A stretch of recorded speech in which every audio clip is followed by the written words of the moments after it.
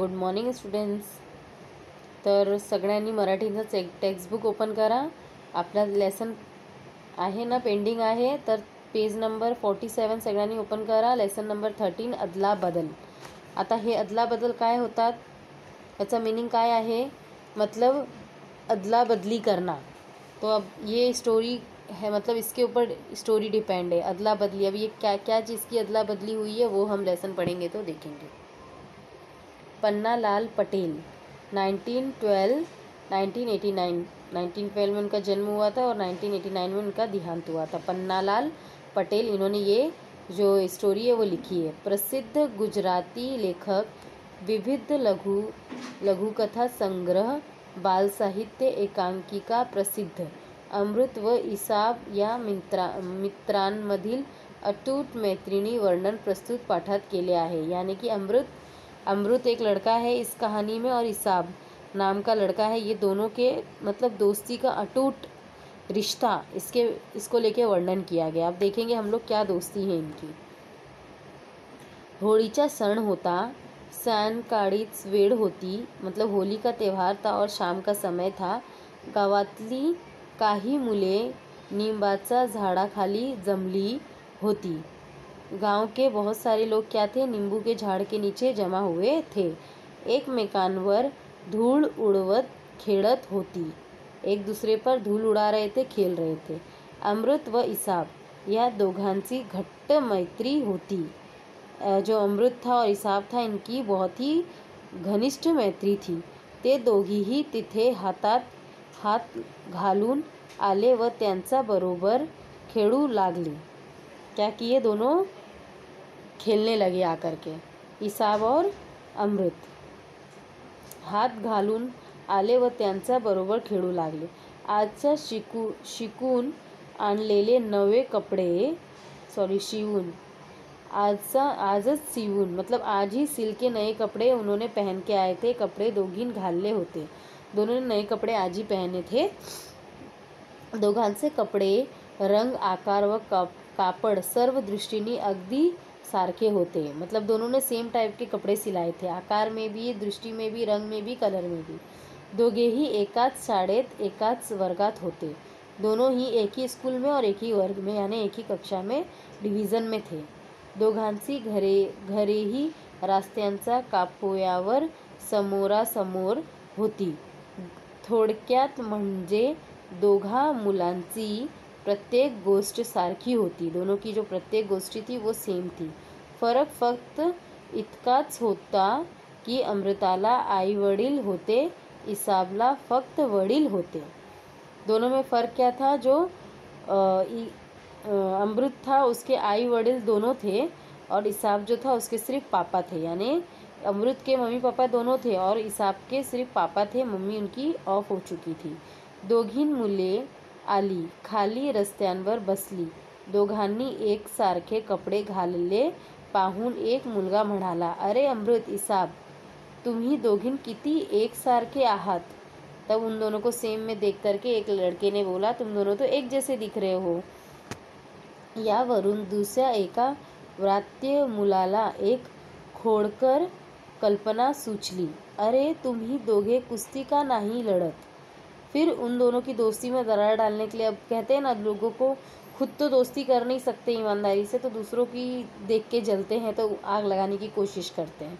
तो ऐसे लोगों से हमें सावधान रहना चाहिए. हमारे लाइफ में भी ऐसे लोग होते हैं. तो क्या किया उसने कि तुम दोनों क्यों नहीं कुस्ती लड़ते हो, यानी कुस्ती लढवाना चाह रहे थे दोनों को. तुम्ही दोघी किती एकसारखा आहे. यावरून दुसऱ्या एक व्रात्य मुलांनी काय केलं, कुस्ती लढत. म्हणजे तुम्ही दोघीही ताकदही एकसारखीच आहे की एक जण दुसऱ्यांपेक्षा वरचढ आहे ते तरी आम्हाला बघायला मिळेल. कैसे चढ़ा रहे थे उनको कि तुम दोनों में से, जैसे तुम दोनों ने कपड़े सेम पहने वैसे तुम दोनों में ताकत सेम है, या तुम दोनों में से कौन ज़्यादा ताकतवर है ये हमें समझ में आएगा, तो तुम दोनों कुस्ती क्यों नहीं लड़ते. ऐसे उनको उकसा रहे थे लड़ने के लिए. पहिल्या मुलाला ही कल्पना आवडली. जो पहला लड़का था उसे ये कल्पना बहुत अच्छी लगी कि हाँ चलो ऐसा करते. तो म्हणाला, खरंच अमृत, तुम्हा दोघींपैकी कोण वरचढ आहे ते बघूया. तो वो कहने लगा, हाँ चलो चलो देखते हैं तुम दोनों में से कौन ज़्यादा ताकतवर है. चला या पुढे. आणखी एक जण ओरडला, ही नुसती गंमत आहे. पीछे से एक ने कहा कि ये गंमत यानी ये मजाक है. इसाबनी अमृतकडे पाहिले. अमृत ठामपणे म्हणाला, नाही, माझी आई मला मारील. उसने क्या कहा? अमृत ने, मेरी माँ मुझे मारेगी, नए कपडे पहने, अगर खराब हो गए तो उसकी माँ उसे बहुत पीटेगी. त्याची भीती खरी होती. तो घरातून बाहेर पडत असताना आईनी त्याला बजावले होते, हे बघ. मतलब जो उसका डर था वो सही था, क्योंकि उसको घर से निकलने से पहले उसकी माँ ने उससे क्या कहा था? हे बघ, नवीन कपड्यांसाठी तू खूप हट धरला होता. याने हट याने की बहुत जिद तूने नए कपडे के लिए की थी. आता जर का तू ते मळवलेत किंवा फाडलेच तर लक्षात ठेव. तो उसकी माँ ने उसे पहले ही बोला था, तूने नए कपड़े के लिए बहुत जिद की थी, और अभी अगर तूने ये कपड़ा मैला किया या फाड़ा तो ध्यान में रखना, अच्छा नहीं होगा. अमृतनी आई वडिलांपाशी खूप हट धरला होता. अमृत ने आई वडील से खूप मतलब जिद किया था, हे खरे होते.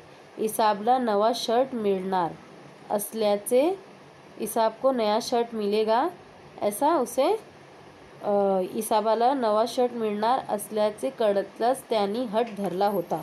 मतलब इसाब को भी नया शर्ट मिलने वाला था, इसके लिए अमृत ने भी जिद किया था और नए शर्ट लिए थे की इसाबासारखा शर्ट मिळायलाच पाहिजेच. आई जर नाही म्हणाली तर बाबा काही ऐकणार नाहीच हे अमृत पक्का ओळखून होता, पण तो सहजासही हार मानणार नव्हता. खरेच नवा शर्ट घेऊन देण्यासाठी आईनी अमृताचा बाबांना गळ घातली. गड़ यानी जिद किया, फोर्स किया कि ठीक है इसे भी दिला दो. और उसे पता था अगर उसकी माँ ने ना बोल दिया तो पापा उसे नहीं दिलाएंगे, इसलिए उसने मम्मी को बहुत जिद किया था कि मुझे इसाब जैसा नया शर्ट दिलाओ. तो अगर इतना जिद करने पे मम्मी आप लोगों को दिलाएगी और आप तोड़ फोड़ के जाओगे तो पिटाई तो पड़ेगी ही ना. तो इसके लिए वो कुश्ती नहीं लड़ रहा था, क्योंकि उसमें गंदे कपड़े हो जाते और फट जाते. ते छानपैकी नवे कपडे घालून अमृत घरून निघाला होता. उसने वो छान याने अच्छा कपडा डाल के घर से निकला था. त्यामुळे कपडे खराब होतील असे काहीही करायची त्याची तयारी नव्हती. त्यातही इसाबाबरोबर कुस्ती लढण्याची तर त्याची अजिबात इच्छा नव्हती.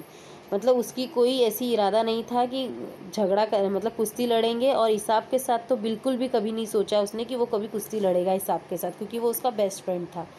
त्याच वेळी एकाने अमृताचा हात पकडून म्हटले, चल रे, कुस्तीचा एक दाव होऊ दे.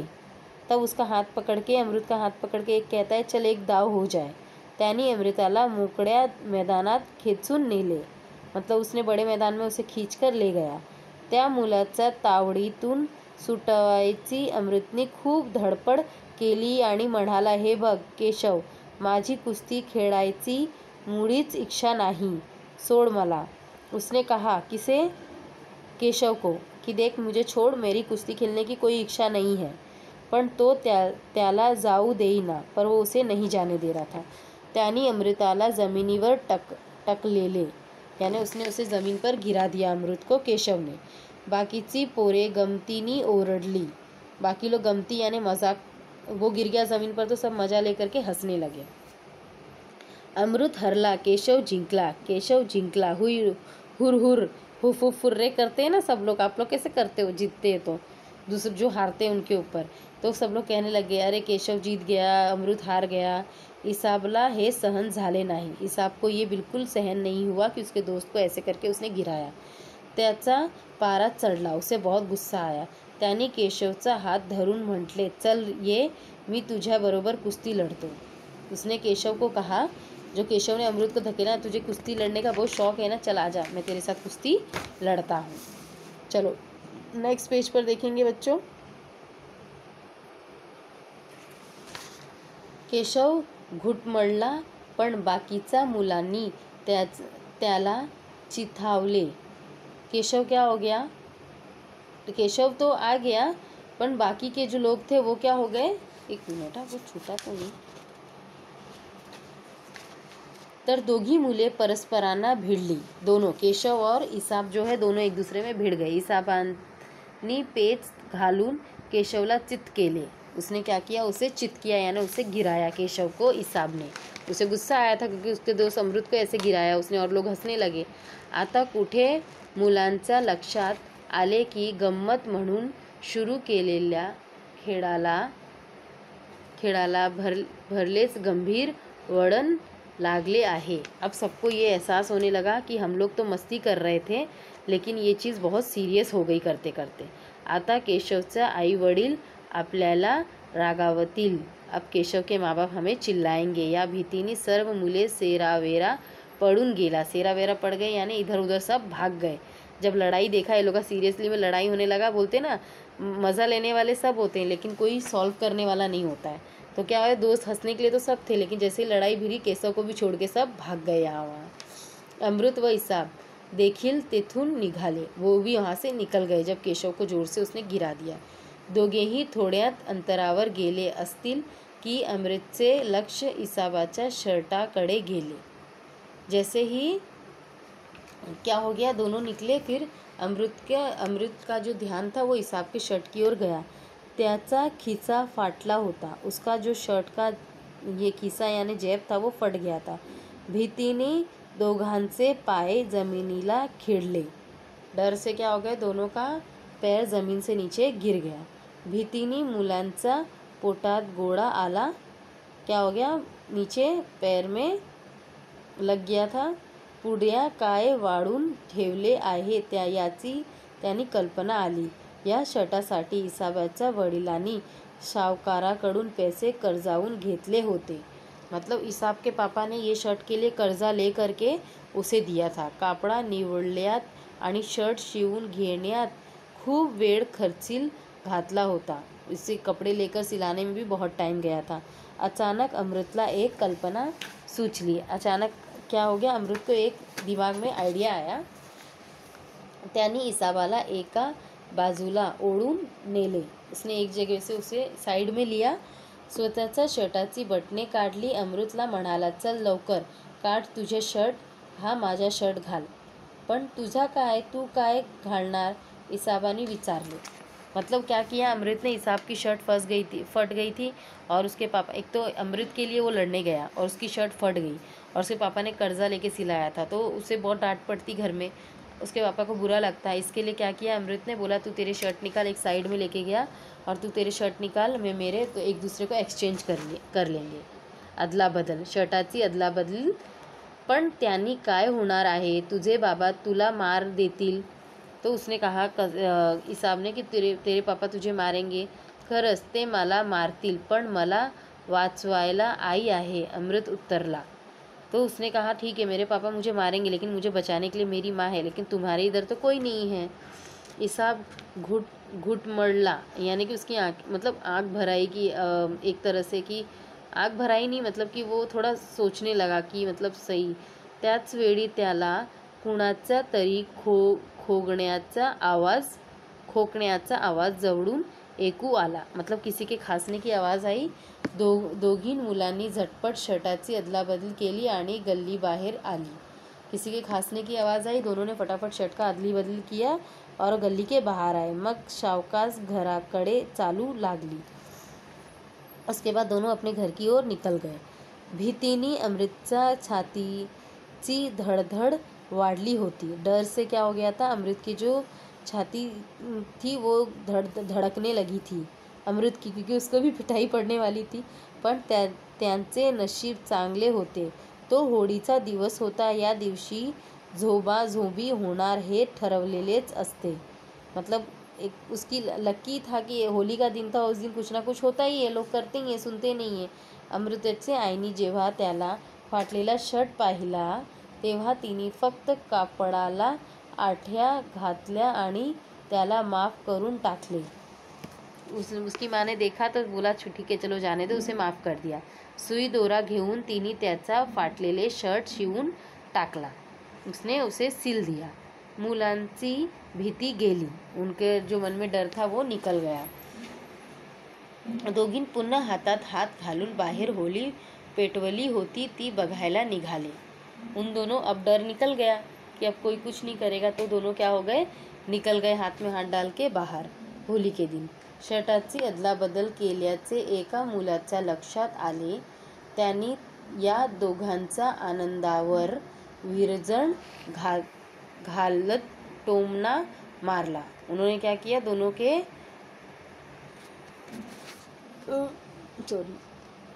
दोनों एक दूसरे के हाथ में हात डाल करके अदला बदल केलेल्या एका मुलाचं लक्षात आले।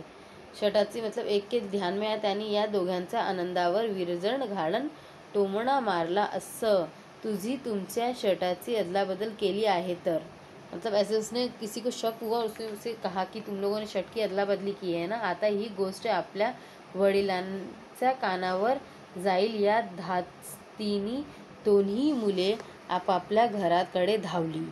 एक लड़का ऐसे बोला उन्हें कि तुम लोगों ने शट की अदला बदली की है, फिर वो डर गए कि कहीं हमारे घर पे ना बता दे, इसलिए दोनों अपने घर की ओर भाग गए।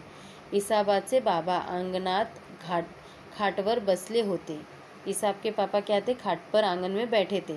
त्यांनी दोन्ही मुलांना हाक मारली, अरे असे मित्रांपासून पडताय काय, या इकडे बसा माझ्यापाशी।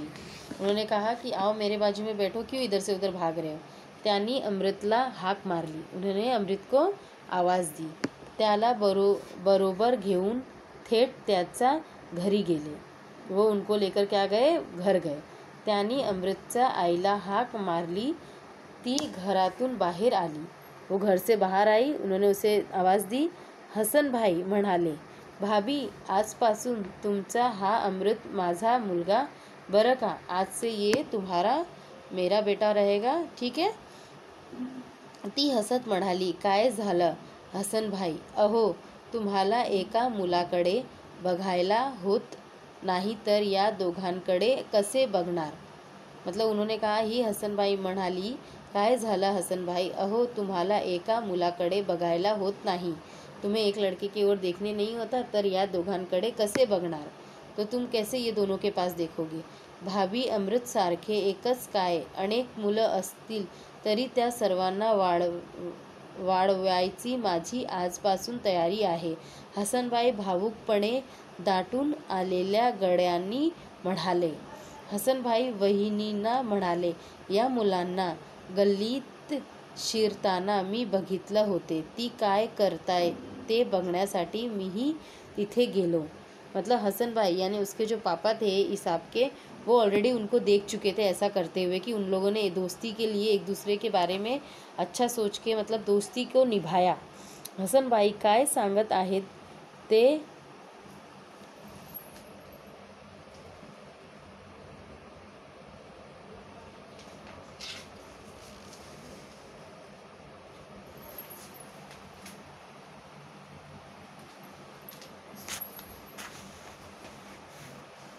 हसन भाई काय सांगत आहे, सॉरी हां, ऐकायला शेजार पाजारच्या बायकाही तिथे जमल्या। या मुलांनी आपापल्या शर्टाची अदलाबदल कशी केली हा प्रसंग सांगायला हसन भाईंना फार वेळ लागला नाही। ते सांगून ते पुढे म्हणाले, इसाब अमृतला विचारलं, उन्होंने उन दोनों को पूछा की तुझ्या बाबांनी तुला मारलं तर, यावर अमृत काय म्हणाला, ठाऊक आहे। तो म्हणाला, मला वाचवण्यासाठी माझी आई आहे। किती खरं आहे। अमृतच्या उत्तरांना माझ्यात बदल केला आहे। महत्त्व कशाला आहे हे त्यांनी मला शिकवलं। अमृत व इसाबाच्या परस्परावरील प्रेमाची गोष्ट ऐकून सर्वजण हेरावून गेले यानी मतलब एकदम हैरान भी हो गए और मतलब भावुक भी हो गए उन लोगों की स्टोरी सुन के कि मतलब इतने से बच्चों के दिमाग में ऐसा है कि मम्मी है तुमको बचाने के लिए, मेरे को अगर पापा मारेंगे तो मम्मी बचा लेगी, तुमको कौन बचाएगा, इसलिए रहने दो, मैं ये चीज़ कर लूँगा। तो इस तरीके से दोनों ने क्या किया, एक दूसरे को सेक्रीफाइस कर लिया। तो इस तरीके से ये स्टोरी में हमें क्या सीखने मिलता है कि अगर हम किसी से बेस्ट फ्रेंड हैं तो ईमानदारी से दोस्ती करनी चाहिए और उसके अंदर उसके सुख के दिन हो या दुख के हो, उसके साथ जब हम हमारा सपोर्ट करेंगे, वो असली मित्र वही होता है जो तकलीफ़ में भी हमारा साथ दे, और जो सिर्फ हंसी मजाक के लिए रहते हैं वो तो सिर्फ हंसी मजाक के लिए ही रहते हैं। तो अभी हम लोग थोड़ा इस लेसन का क्वेश्चन शब्दार्थ जो जी हैं वो लिख लेना अपने क्लास बुक में आप लोग। और आप लोग को क्या करना है, आप लोगों को इसके क्वेश्चन आंसर्स थोड़े बता दे रही हूँ, उतने से ही आपको लिखने पीडीएफ में भेज दूँगी। अभी देखते हैं इसमें जो क्वेश्चन आंसर्स है। देखो ये क्वेश्चन आंसर्स जो मैंने सिर्फ पेन से टिक किए हैं ना, वो 5 ही आपको लिखने हैं। ये रिक्की स्थान लिखना है। अभी मैंने एक्सप्लेन किया है तो आप लोग को समझ में आएगा। उसके बाद में देखो इस पेज पर है एक मिनट, हाँ